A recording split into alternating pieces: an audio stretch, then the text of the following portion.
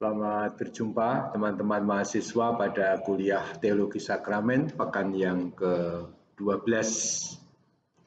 Pada pekan ke-12 kita akan membahas sakramen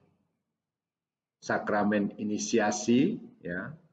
Sakramen inisiasi sebagai sakramen karunia kebersamaan. Pada pekan ke-12 disampaikan pengantar ya. Nanti minggu depan Romo Subali melanjutkan masih sakramen inisiasi tetapi tentang sakramen baptis dan kemudian seterusnya sampai minggu terakhir kita menjalani kuliah semester ini. Untuk pengantar, saya ingin menyampaikan apa yang sebenarnya menjadi kebiasaan umum dalam masyarakat kita. Kita itu sudah biasa sebenarnya dengan mengadakan inisiasi. Ya, mengadakan inisiasi. Dalam masyarakat kita, inisiasi itu misalnya saja muncul dalam macam-macam kebiasaan ritual penerimaan anggota baru.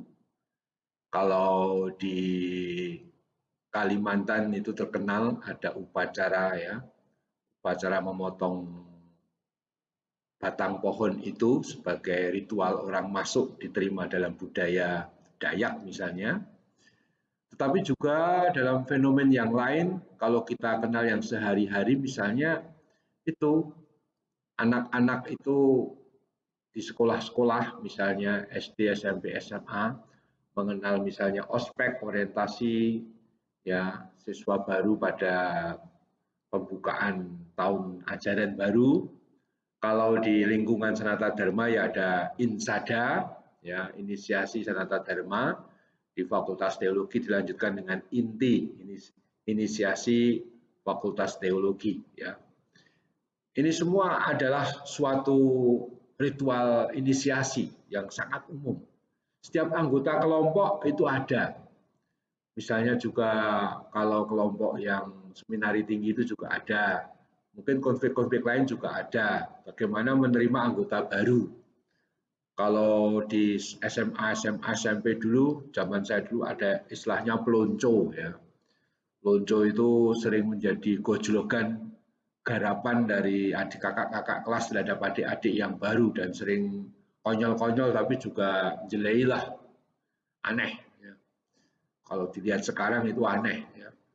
Kalau saya pikir-pikir ya inisiasi kok suruh membawa terong itu hubungannya apa terong itu. Lain kalau inisiasi di sekolahan itu dilatih misalnya ya menghafalkan ruang-ruang, mencari buku di perpustakaan, mengenal guru-guru, lalu macam-macam hal yang berkaitan dengan lingkungan akademik itu sangat bagus. Tapi kok disuruh bawa terong, hubungannya apa terong itu? Itu aneh. Tapi ya itulah bagian dari pelonco ya dari inisiasi. Begitu pula saya sebut di situ suku, bangsa, organisasi, perguruan tinggi, sekolah, kelompok, klub. Juga kongregasi jangan lupa ya. Kalian yang kongregasi-kongregasi itu kan juga masuk melalui proses tuh ya. Misalnya menjadi aspiran dulu, kemudian postulan, kemudian novis, kemudian junior, baru diterima dengan kau kekal sebagai anggota tetap. Itu kan inisiasi dan bisa sangat lama dalam proses kongregasi itu. Baik, saya kira itu jelas. Maka dalam konteks itu, Kristiani sebagai kelompok juga anggota masyarakat sebagai suatu komunitas, itu juga kita kenal dengan yang namanya inisiasi. Dari kata Latin initiatio atau dari kata inire atau initiare ya itu maaf tulisannya itu ada kesalahan ini inire atau initiare berarti kedua-duanya masuk atau memasukkan. Masuk kalau dilihat dari pihak yang baru, memasukkan itu berarti juga termasuk dari pihak jemaat yang menerima, kelompok yang menerima.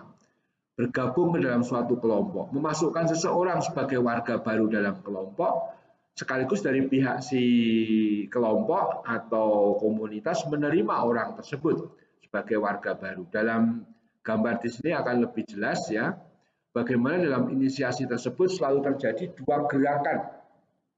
Gerakan dari warga baru yang masuk ke kelompok dan bagaimana dari kelompok itu menerima warga baru. Dan ini terjadi serentak. Orang nggak bisa masuk kalau tidak diterima. Orang juga nggak bisa menerima kalau nggak ada yang masuk, ya kan? Sama saja. Memang ini satu realitas ya, satu peristiwa dilihat dari dua sisi. Ya, baik. Tidak usah berlama-lama pada konteks itu. Sekarang kita masuk ke inisiasi gereja. Lalu bagaimana kalau dalam masyarakat kelompok umum, perguruan tinggi, suku-suku bangsa, kongregasi juga ada ya, tadi saya sebut. Semua itu punya tahap-tahap untuk menjadi anggota baru. Nah, dalam gereja ada namanya sakramen-sakramen inisiasi. Sakramen-sakramen inisiasi boleh dilihat sebagai sakramen karunia kebersamaan. Apa artinya sakramen kebersamaan? Gereja sebagai bagian dari komunitas pada umumnya, atau manusia pada umumnya juga mengenal tradisi inisiasi. Dan inisiasi warga baru ke dalam gereja mesti melalui sakramen-sakramen inisiasi, yaitu baptis, krisma, dan ekaristi yang pertama. Ingat ya, yang masuk ke sakramen-sakramen inisiasi itu cuma ekaristi yang pertama. Kapan ekaristi pertama itu? Ketika seseorang menerima komuni pertama. Sambut baru dalam bahasa teman-teman dari timur ya. Sambut baru. Sambut baru kalau di timur itu meriah ya. Orang kadang ada keluarga, lebih baik uangnya semuanya untuk pesta-pesta besar dalam rangka sambut baru daripada menyekolahkan anak itu. Anaknya lalu habis pesta-pesta itu tidak usah sekolah dulu karena uangnya udah habis. Kalau orang sekarang tentu saja akan berpikir sekolah lebih penting ya. Meskipun juga sambut baru perlu dirayakan, tapi juga nggak usah sebesar orang pesta besar itu ya, nggak perlu ya sebenarnya. Dengan proses inisiasi ini seorang warga gereja masuk ke dalam kebersamaan dengan Allah ya, kebersamaan dengan Allah yang merupakan karunia. Jadi kebersamaan dengan Allah itu yang karunia. Karunia bagi kita melalui Kristus. Dalam Efesus bab 1 ayat 3 sampai 8 diungkap realitas karunia keselamatan kita ini, bahwa kita ini sebenarnya diselamatkan hanya karena karunia, dan kita diselamatkan dalam komunitas gereja sebagai orang-orang yang percaya. Ingat, paham keselamatan, soteriologi dalam paham Kristiani itu tidak individual, tapi sebagai orang beriman, sebagai eklesia, sebagai gereja. Nah, sekarang sejarahnya. Tulisan Perjanjian Baru itu ternyata belum menggunakan istilah inisiasi. Belum menggunakan istilah inisiasi. Mungkin pada waktu itu mengambil jarak dari praktek agama kafir yang mengenal istilah inisiasi itu.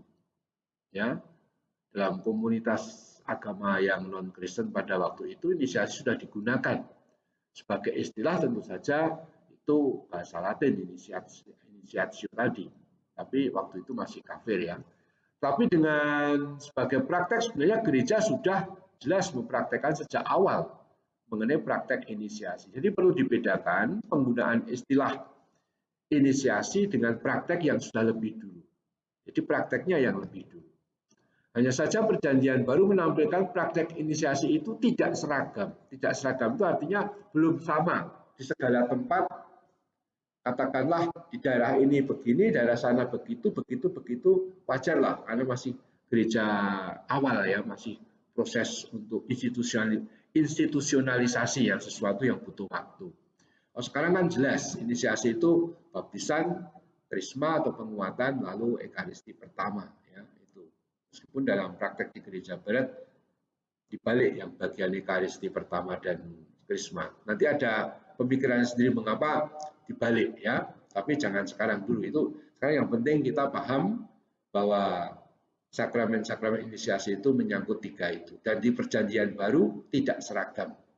Bagaimana tidak seragamnya? Begini, Contoh ketidakseragaman itu dapat kita lihat pada Kisah Rasul bab 2 ayat 38. Pada Kisah Rasul bab 2 ayat 38, mari kita baca, kita lihat di sana.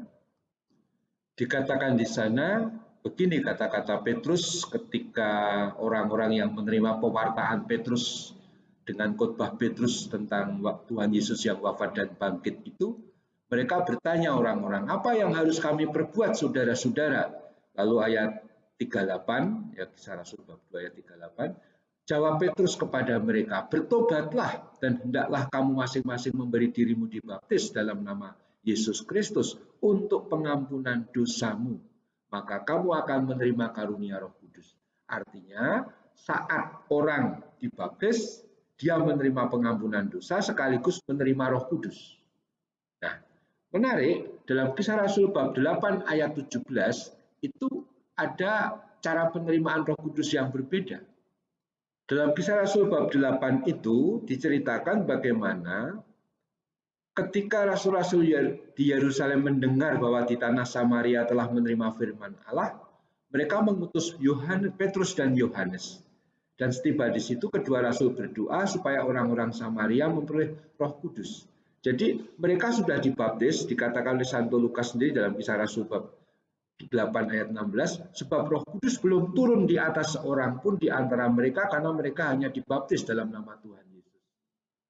Kemudian keduanya, Petrus dan Yohanes menumpangkan tangan di atas mereka, lalu mereka menerima Roh Kudus. Lihat, di Kisah Rasul bab 2 ayat 38, untuk menerima Roh Kudus langsung saat dibaptis, tetapi pada Kisah Rasul bab 8 ayat 17, Roh Kudus itu belum diberikan ketika orang dibaptis. Harus ada upacara sendiri, yaitu kedua rasul menumpangkan tangan di atas mereka, baru mereka menerima Roh Kudus.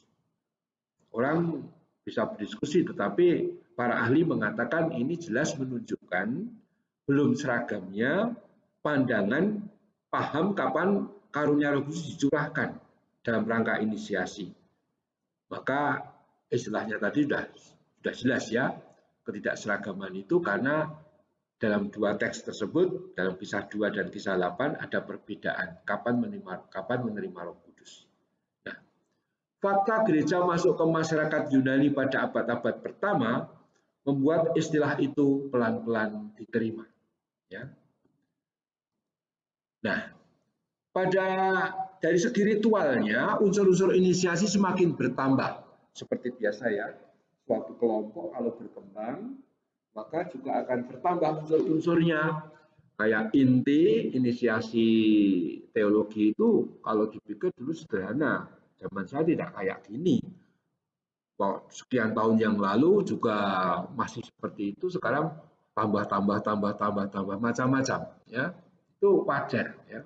Bahkan pentahapan mulai dijalankan. Nanti kita akan masuk pada tahap-tahap untuk inisiasi. Mulai abad keempat ada tendensi kecenderungan pemisahan krisma dan baptisan.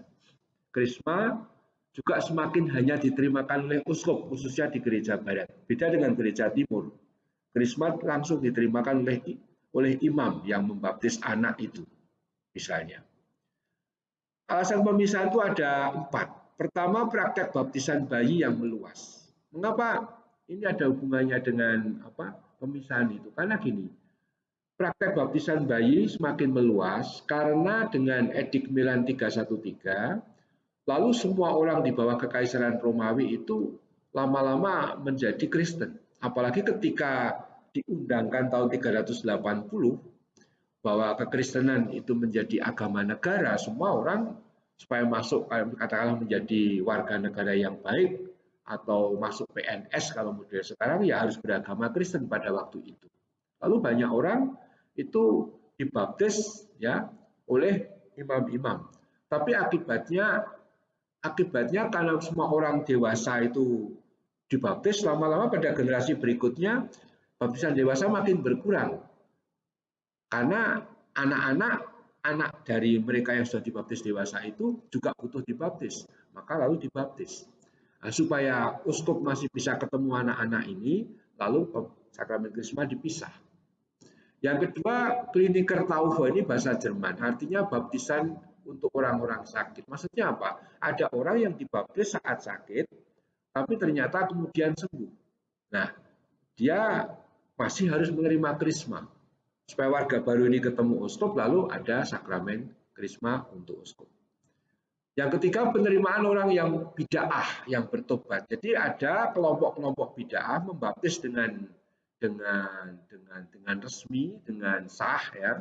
Ingat ex operato kemarin dalam minggu-minggu yang lalu itu sah sakramennya.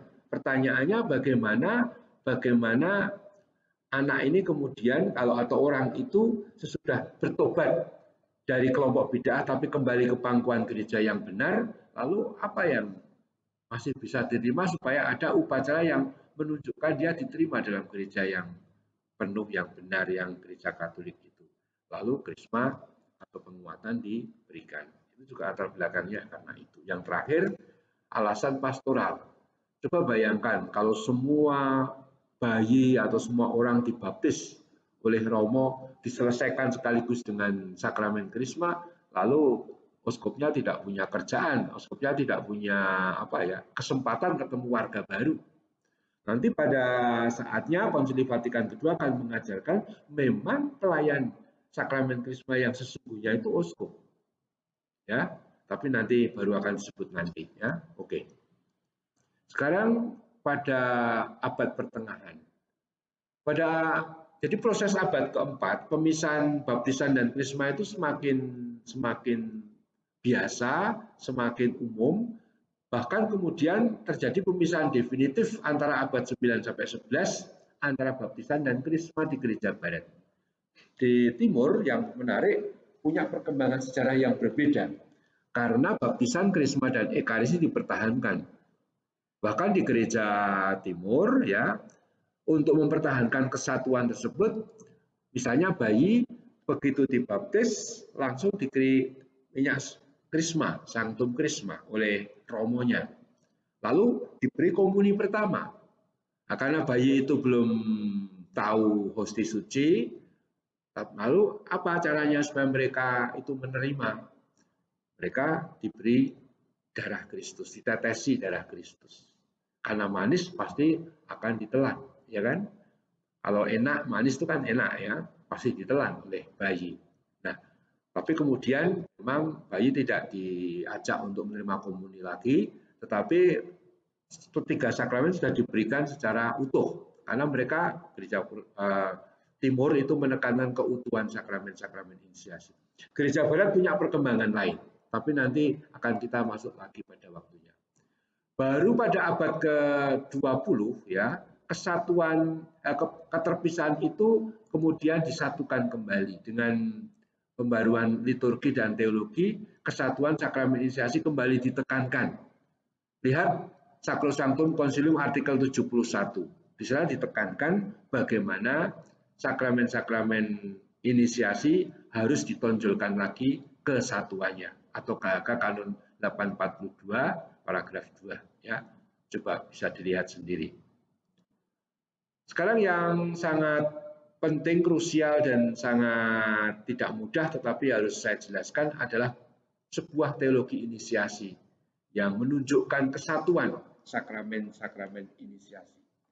Cukup lama gereja khususnya abad pertengahan seperti tadi sudah saya jelaskan itu menganut wawasan pandangan bahwa baptisan krisma juga ini komuni pertama atau sambut baru itu sakramen yang terpisah-pisah.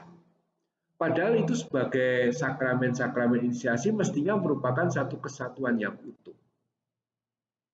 Nah, pendasaran dari kesatuan teologi inisiasi tampak pada perutusan triniter, perutusan trinitaris. Perutusan trinitaris itu terdiri atas dua macam, yaitu perutusan putra oleh Bapa dalam Roh Kudus dan perutusan Roh Kudus oleh Bapa dan Putra atau Bapa melalui Putra kalau gereja timur dalam Roh Kudus ya. Roh Kudus diutus oleh Bapa dan Putra atau Bapa melalui Putra. Tetapi yang menarik kedua perutusan itu sama-sama berasal dari Allah Bapa. sebagai sumber asal-usul dan tujuan. Jadi yang menyatukan perutusan Putra maupun Roh Kudus itu Allah Bapa. Karena sumbernya ya cuma satu, yaitu Allah Bapa. Baik perutusan Putra dan Roh Kudus itu ada dalam suatu derap kerjasama atau kesatuan bahkan yang tak terpisahkan, tapi perannya masing-masing itu bisa dibedakan. Nah, bagaimana peran tersebut? Pertama, pada perutusan Putra itu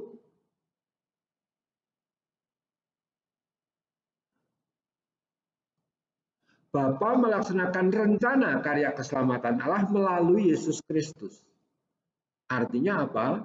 Artinya Bapa yang satu dan sama itu mempunyai rencana keselamatan, tapi yang melaksanakan adalah putranya Yesus Kristus, Sang Putra.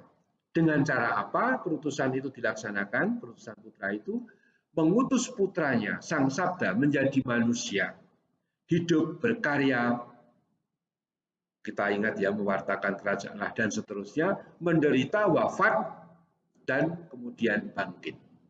Nah, peristiwa Sang Putra yang menjadi manusia tinggal di antara kita, hidup, berkarya, menderita, wafat, dan bangkit, itulah pelaksanaan karya keselamatan yang direncanakan oleh Bapa. Oke? Jadi kekasan perutusan Putra itu apa? Pelaksanaan. Yang merencanakan Bapa, yang melaksanakan Putra. Bagaimana Putra melaksanakan? Dia menjadi Sang Putra ini menjadi manusia, tinggal di antara kita, hidup, berkarya, menderita, wafat, dan bangkit. Kemudian naik surga dan seterusnya sebagai bahasa lain dari dimuliakan. Ya, ini perutusan Putra. Sedangkan perutusan Roh Kudus itu bisa dibedakan, tetapi dalam satu rencana, yaitu rencana keselamatan Allah oleh Bapa yang telah dilaksanakan oleh Putra itu kini oleh Roh Kudus dihadirkan bagi kita. Bahasa lain, pada perutusan Roh Kudus, Bapa mengutus Roh Kudus untuk menjamin dan membuat apa yang dilaksanakan oleh Putra itu sampai kepada setiap orang di segala tempat dan sepanjang waktu. Jelas nggak? Kalau perutusan Putra itu Bapa melaksanakan rencana keselamatannya, bagaimana dilaksanakan oleh Putra? Dia menjadi manusia, tinggal di antara kita, wafat, bangkit, naik ke surga dan seterusnya sebagai satu peristiwa perutusan Putra yang bersifat menyelamatkan. Jadi actionnya itu pada Putra yang menjadi manusia berpuncak pada misteri Paskah. Oke? Nah, bagaimana rencana keselamatan Allah yang telah dilaksanakan oleh Putra itu, ya, yang berpuncak pada misteri Paskah itu dihadirkan, dibagikan, dikenakan, diterapkan untuk setiap orang di segala zaman, di segala tempat. Dari zaman awal sampai akhir nanti, di segala tempat, di seluruh dunia, mungkin alam semesta dan sebagainya, itulah Roh Kudus. Roh Kudus diutus oleh Bapa untuk menjamin dan menghadirkan, menerapkan, membagikan apa yang sudah dilaksanakan oleh Putra melalui misteri Paskah itu bagi setiap orang. Jadi kan satunya sumbernya pada Bapa dan karya keselamatannya dari Bapa, tapi dilaksanakan oleh Putra dalam perjalanan waktu 2000 tahun yang lalu, tapi dihadirkan sebagai misteri tindakan Allah yang menyelamatkan dalam batasan sepanjang waktu seluas dunia kapanpun oleh Roh Kudus. Oke, harus jelas ya. Ini tadi.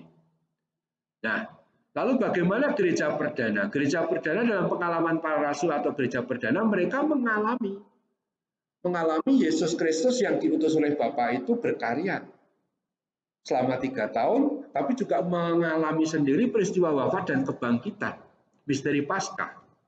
Misteri Paskah yang menjadi puncak perutusan Putra mereka alami. Tapi sekaligus sesudah dalam kisah Rasul ya diceritakan bagaimana sudah mereka Yesus naik ke surga, menantikan dengan novena 9 hari, pada hari ke-10 yaitu hari raya Pentakosta itu Roh Kudus turun. Itu perutusan Roh Kudus. Perutusan Roh Kudus yang menghadirkan karya keselamatan yang puncaknya pada misteri Paskah tersebut. Nah, itu para rasul mengalami dua-duanya. Baik perutusan putra dalam peristiwa wafat kebangkitan seperti diceritakan dalam kitab suci, dan perutusan Roh Kudus pada hari raya Pentakosta dalam Kisah Rasul bab 2 itu. Nah, pertanyaannya, bagaimana bagi kita, jemaat Paskah Rasuli, kita-kita yang hidup sesudah 2000 tahun yang kemudian dari para rasul yang dulu mengalami misteri Paskah dan peristiwa Pentakosta itu? Nah, itu kita alami melalui sakramen-sakramen inisiasi, saudara-saudara. Baptisan itu terutama mempersatukan kita dengan misteri Paskah, wafat dan kebangkitan Kristus, yang merupakan puncak perutusan putra. Jadi apa yang dialami oleh para rasul, ya, melalui misteri Paskah dulu ketika mereka mengalami Tuhan Yesus yang wafat dan bangkit, itu pun sekarang kita alami sebagai esensi, dalam bahasa skolastik ya, substansi, esensi, hakikat ya, itu dalam sakramen baptis. Bentuknya berbeda. Mereka mengalami langsung di Golgota, dan pengalaman kebangkitan Tuhan yang diceritakan di kisah di Injil itu. Kalau kita bentuknya apa? Sakramen baptis. Tapi isinya sama, pengalaman akan misteri Paskah. Kita disatukan dengan wafat dan kebangkitan. Sedangkan dengan krisma atau penguatan, kita menerima karunia Roh Kudus sebagaimana para rasul menerimanya saat hari raya Pentakosta. Ketika Pentakosta, kita baca di Kisah Rasul bab 2, para rasul menerima anugerah Roh Kudus. Nah, kita pun mengalami bentuknya yang beda, esensinya sama, isinya sama karunia Roh Kudus, yaitu saat krisma atau penguatan. Itu ya. Nah, namun apa yang kita alami dalam sakramen baptisan dan krisma ini sama, yaitu karunia keselamatan Allah yang terlaksana melalui Kristus Putranya dalam Roh Kudus. Dan akhirnya kita masih belum ngomong mengenai Ekaristi sebagai puncak. Kita tahu ya Ekaristi sebagai sumber dan puncak. Begitu pula dalam inisiasi, sesudah orang dibaptis dan menerima krisma penguatan, orang perlu menerima puncak karunia Allah, misteri penebusan yang bisa diterima sendiri, bahkan bisa disambut dalam komuni suci, yaitu dalam rupa roti. Itulah Ekaristi. Justru pada Ekaristi, karya penyelamatan Allah Bapa yang terlaksana melalui Kristus itu, yaitu wafat dan kebangkitan, puncaknya misteri Paskah, dan sekaligus anugerah Roh Kudus pada Pentakosta menemukan puncak ungkapannya. Karena kedua-keduanya hadir dalam rupa roti dan anggur. Lihat doa syukur agung. Itu berpuncak pada misteri Paskah. Dan itu adalah puncak dari pelaksanaan rencana keselamatan Allah oleh Putra. Tapi Roh Kudus juga dianugerahkan dalam suasana epikletis ketika diucapkan oleh imam, misalnya, sungguh kuduslah Engkau ya Bapa, sumber segala yang kudus, maka kami mohon curahkanlah rohmu atas persembahan ini agar menjadikan bagi kami roti dan anggur ini menjadi tubuh dan darah. Jadi Roh Kudus mengubah roti anggur menjadi tubuh dan darah. Di situ anugerah Roh Kudus juga dinyatakan. Dengan demikian saudara-saudara, tampak bahwa baptisan, krisma atau penguatan, dan Ekaristi itu tiga sakramen inisiasi, Ekaristi pertama ya, itu menjadi satu rangkaian yang puncaknya tetap Ekaristi, yang sebenarnya menghadirkan apa yang dialami para rasul dahulu, juga gereja perdana dahulu, yaitu peristiwa wafat kebangkitan, karunia Roh Kudus, dan anugerah tubuh Kristus sendiri yang juga mereka sambut, khususnya para rasul dalam perjamuan malam terakhir itu juga dialami. Tapi kemudian sesudah kebangkitan Kristus, komunitas gereja perdana, para rasul pun merayakan Ekaristi. Nah, itu yang selalu kita rayakan setiap hari. Nah, Ekaristi atau misa-misa harian kita bukan sakramen inisiasi. Yang sakramen inisiasi cuma Ekaristi pertama atau sambut baru. Ya, ingat, ini jebakan. Kadang-kadang mahasiswa masih keliru, ada yang mahasiswa S2 malah masih keliru dalam hal ini. Enggak ya, enggak boleh keliru. Inisiasi itu hanya sakramen Ekaristi pertama atau komuni pertama atau sambut baru saja. Ekaristi yang lain lebih sebagai suatu penyertaan Tuhan hidup harian dalam perutusan kita sebagai sumber kekuatan setiap harinya. Terima kasih, saya kira begitu. Saya tutup dan selamat. Sampai jumpa.